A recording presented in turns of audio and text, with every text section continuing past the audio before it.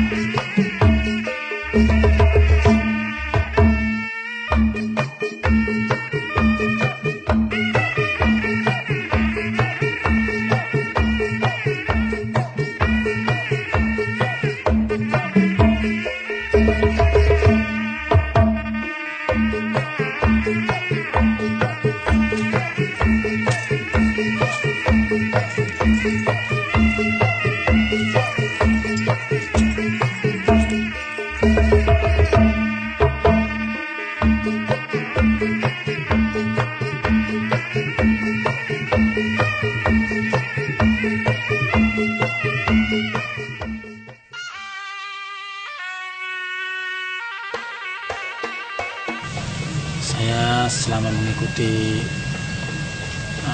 bela diri pencaksilat khususnya di keluarga besar Pajajaran Cimande yang berdiri pada tahun 1962, yaitu tepatnya tanggal 16 Februari tahun 1962. Berdirinya keluarga besar Pajajaran Cimande itu didirikan oleh almarhum guru saya Bapak Haji Tubagus Muhammad Jamhari yang bertempat di Caringin, Cimande, Bogor ya, Kabupaten Bogor. Dan alhamdulillah sampai saat ini keluarga besar Pajajaran Cimande masih eksis berjalan.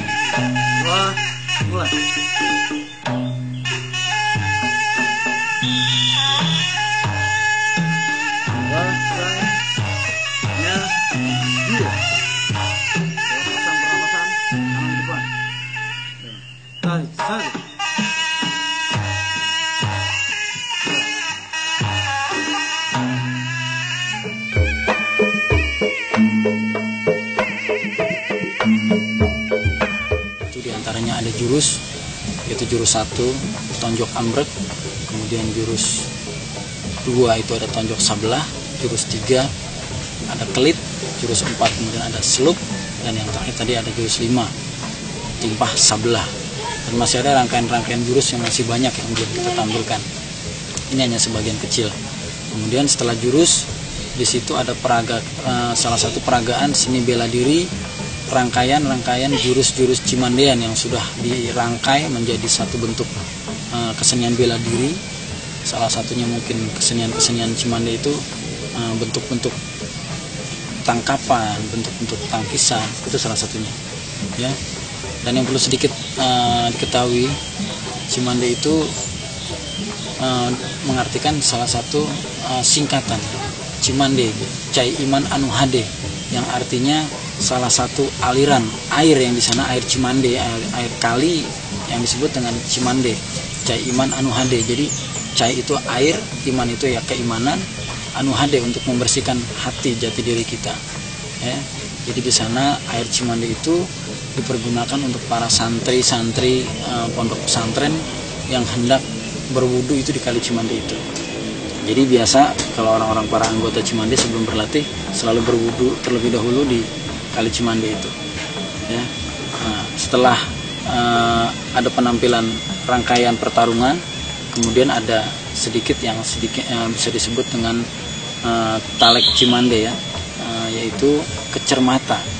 Jadi salah satu anggota Pajajaran Cimande yang belum ditalek atau belum dikecer itu belum sah menjadi anggota di Pajajaran Cimande, khususnya di keluarga besar Pajajaran Cimande ya. Jadi salah satunya harus seperti itu, nanti ada yang ditalek.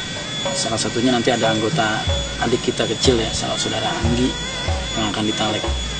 Kemudian setelah itu ada sedikit penampilan atraksi demonstrasi ya, mungkin bisa dibilang dengan debus.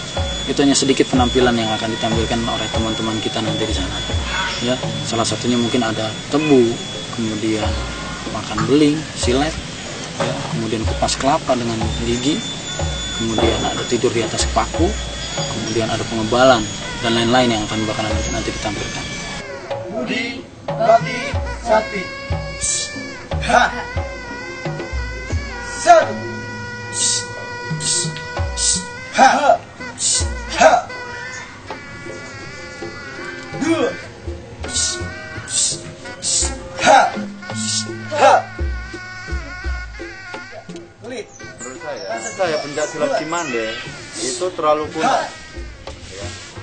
Jurus-jurusnya masih terlalu klasik, masih banyak aliran lain, contohnya Merpati Putih, yang jurus-jurusnya lebih banyak berkembang, mengikuti perkembangan zaman sekarang ini.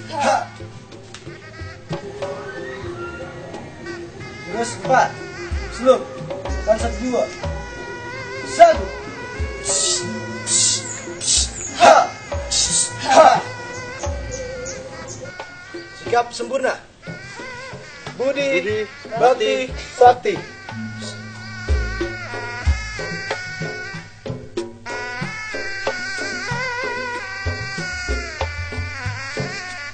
Menurut saya mungkin pencaksilat itu sering dikatakan ada istilahnya debus ya. Nah, mungkin masyarakat sekitar itu banyak berpikiran itu mistik ya, karena saya sendiri pernah mengalami gitu dan pernah ikut ya, walaupun sebentar saya pernah terjun gitu.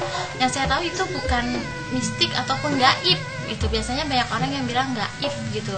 Nah, itu pasti pakai gaib, pakai ada ilmu halus atau pelajaran-pelajaran apa gitu. Tapi kalau di Cimande ini itu asli murni benar dengan kekuatan. Jadi dia hanya dengan pernapasan, kekuatan tanpa mistik gitu. Jadi ada teknik-teknik dan caranya tersendiri itu dengan kekuatan seperti kekebalan tangan, tubuh, dengan pernapasan itu sendiri gitu. Tapi tidak dengan gaib ataupun mistik yang dibilang seperti orang sekitar gitu.